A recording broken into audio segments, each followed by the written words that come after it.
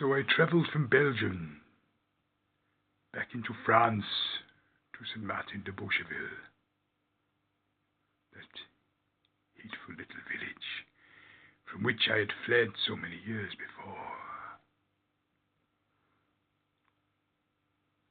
I arrived in my carriage outside my mother's house at the edge of the village, and I have to say, it didn't look any different than the day that I left.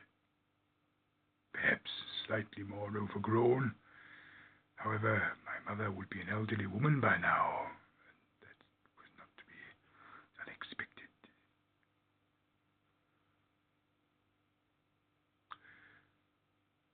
With a great deal of courage, I approached the front door and knocked.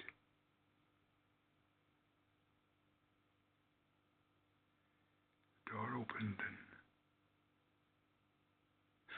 to my surprise, my mother's friend Marie stood there.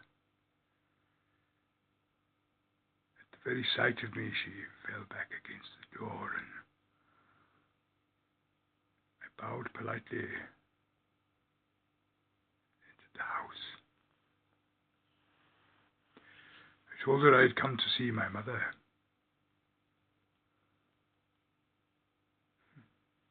It was then that she told me that my mother had died several days before.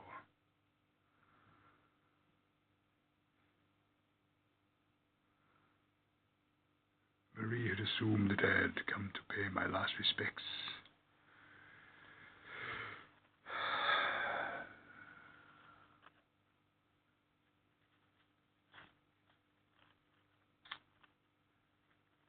I went upstairs to my mother's bedroom where she was laid out.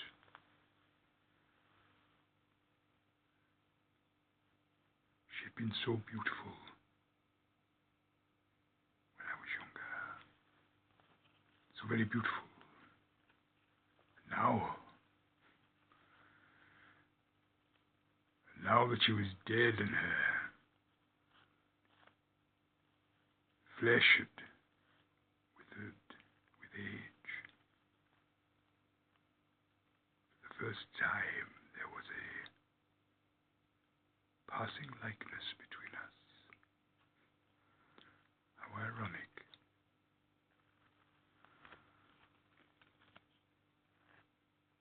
As I stood looking at her body, I remembered the incident of my 5th birthday when she had forced me in front of the mirror when I asked for a kiss. And I have to say, as I looked at her there, the urge to kiss her had completely evaporated. As I looked at her withered features, I became painfully aware of how she must have felt. Yes.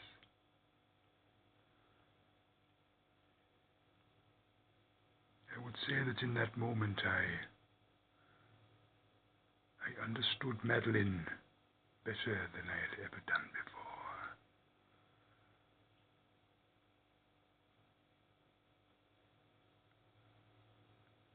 My poor unhappy mother. I asked Marie where Dr. Etienne was, and she told me that my mother had never married. That the day that I had run away,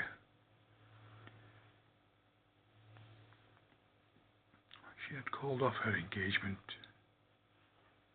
to Dr. Etienne, and he had left and gone to Paris to start to practice.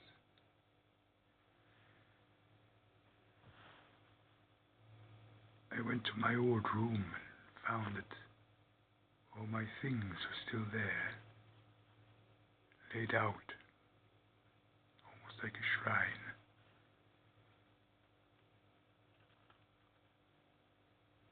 And Marie told me that my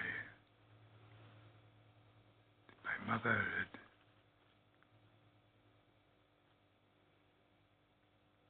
spent the rest of her life hoping that her son would return, so that she could make amends.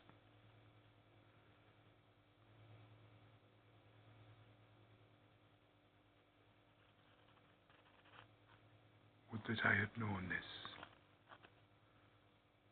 I do not know if it would have changed my life.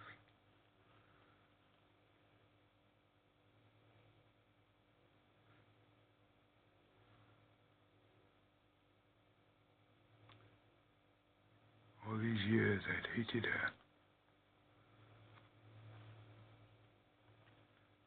And all these years, all she had done was hope that I would return home.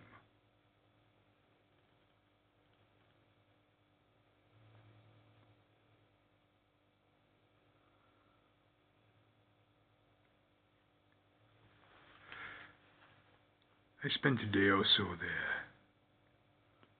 And whilst there I was looking through some old papers when I noticed an article in a newspaper. It was an advertisement calling for architects to come forward with new plans for a proposed new opera house in Paris. I had always thought that Paris deserved an opera house of its own. A custom-built opera house, a temple to the arts. And here it was, before me in the paper. I looked at the date. It was 6 months old. I could have cursed myself.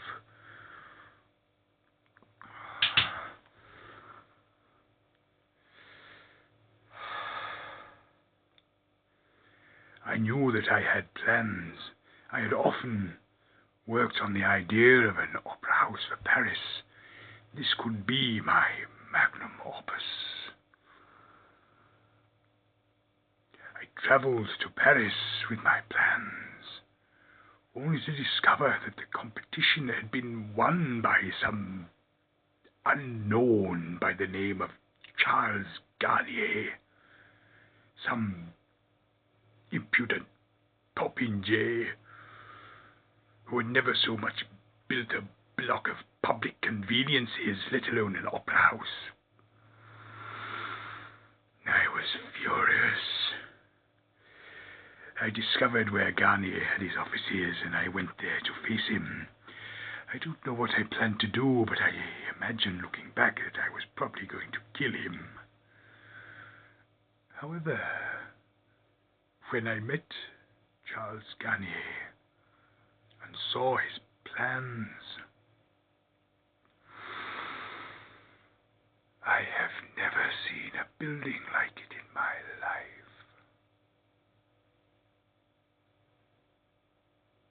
What a magnificent edifice.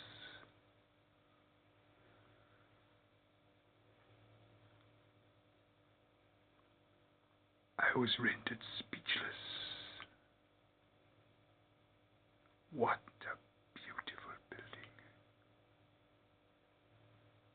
I immediately proposed to Garnier that I would be his chief contractor. I had to be involved in the building of this edifice. He agreed. And so we began working together on building the new Paris Opera House.